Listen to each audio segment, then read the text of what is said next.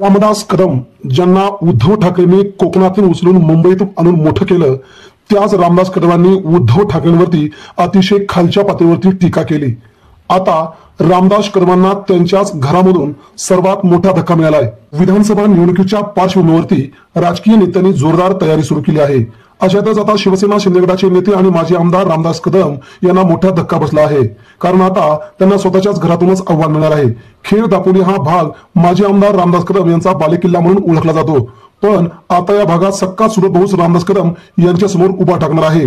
सध्या खेड दापोलीमध्ये राजकीय गणित बिघडल्याचं चित्र दिसत आहे, कारण यंदाच्या वर्षी दापोली विधानसभा मतदारसंघात चुरशीचा सामना पाहायला मिळणार आहे। यावेळी सध्या रामदास कदम यांचा दारुण पराभव होणार आहे।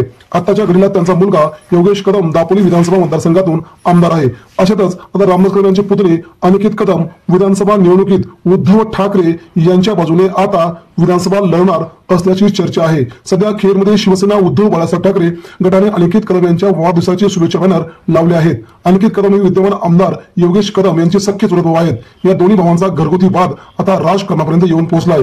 त्यामुळे आता नवीन पुतण्या उद्धव ठाकरेंच्या शिवसेनेत मातोश्रीवर येऊन शिवसेनेत प्रवेश केलाय। त्यामुळे दापोली विधानसभा मतदारसंघात योगेश कदम यांच्या विरोधात शिवसेना उद्धव बाळासाहेब ठाकरे पक्षाच्या उमेदवाराला निवडण्यासाठी सध्या अनिकेत कदम जोर लावणार आहेत। त्यामुळे एका गद्दार आमदारांचा करट कार्यक्रम करण्यास आता उद्धव ठाकरेंना सर्वात मोठी संधी आली। त्यामुळे रामदास कदम आता बिथरल्यासारखे बोलत आहेत, असं संजय राऊत यांनी म्हटलंय।